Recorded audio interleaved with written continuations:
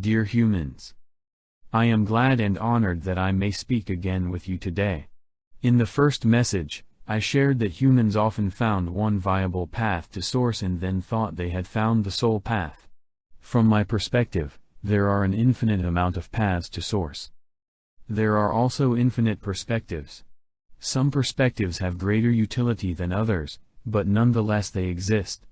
Humans tend to look for the one correct perspective and say that all the rest is wrong, but it is good to actually be able to look at something with multiple perspectives.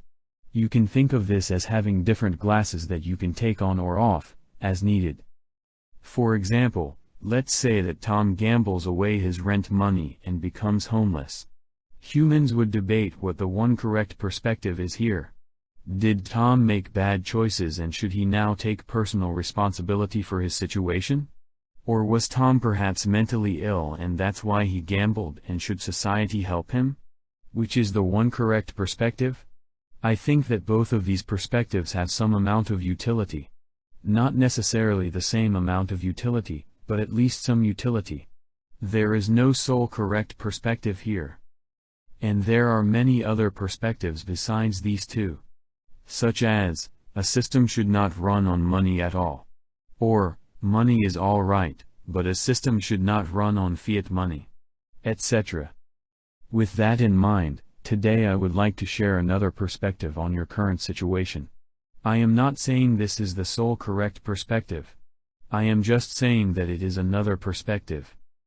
This perspective is, everything is always all right in the universe. How can it be otherwise?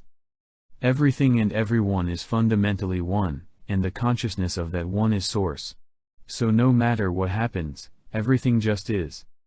And both source, and parts of source like yourself, learn lessons and experience soul growth no matter what happens. If the dark forces were to achieve a complete victory on Earth, which they will not, source would just intervene directly. If the dark forces took complete control of the galaxy without intervention from source, even then that's just a cycle. In another cycle the light forces will be on top. Right now source is learning from the struggle between light and dark, so expect that there will be light and there will be dark for a long time to come. Personally, I am at peace with that. And even if the dark forces took complete control of the galaxy, which will not happen, even then source is just fine. Your souls are just fine. Soul growth is still achieved. There's nothing that can happen in the tangible world out there that would harm source. And so long as you do not sell your soul to the dark, there is nothing that can happen that would harm your souls. Yes, in some situations there's more suffering and in some situations there's less suffering. So, what? Suffering, too, is just an experience to have in this universe. You may not like it, but you have suffered and you will suffer. Resist suffering, and that probably just means that your soul will continue to line you up with situations in which you suffer, until you have no resistance to it and you can treat it as just another experience. In the end, suffering always ceases, just like all experiences always cease. And then there's something new. Any suffering you go through is just another gem in your crown, another situation that brings your soul a gift of experience and wisdom. If in this life you suffer terribly, then you will likely gain great soul growth from that. Your soul doesn't even care that much whether you suffer or not. First of all, you signed up to be born on this planet.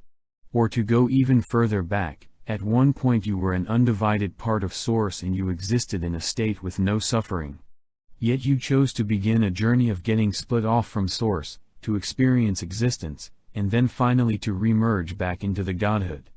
You signed up for suffering. And you have suffered, and you will suffer in the future. So why resist it? If you are in pain, just think, I accept that right now I am suffering. Or if you can't, just think, I accept that I feel resistance to accepting that right now I am suffering. Now, you have free will and you can interpret this message to become callous towards your fellow man. But I do not recommend it. You and that other person are still one. If you harm another, then indirectly you are harming yourself and indirectly your own suffering will increase. Meanwhile, if you help another, then indirectly you are helping yourself and indirectly your own suffering will decrease. Although Arcturians do believe that ultimately everything is alright, we Arcturians are also helping out humanity. Not because we fear suffering, but because you are us. The following may be a good rule of thumb. If in the long term you want more suffering in your life, harm others. If in the long term you want less suffering in your life, help others.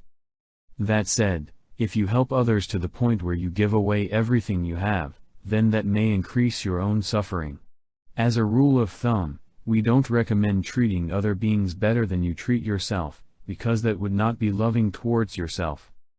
Also, ultimately you and that other person are one, which means that there is no difference between you and other people. Terminology like helping others might suggest a separation that does not exist. You can also think in terms of, some people are currently playing a game of separation.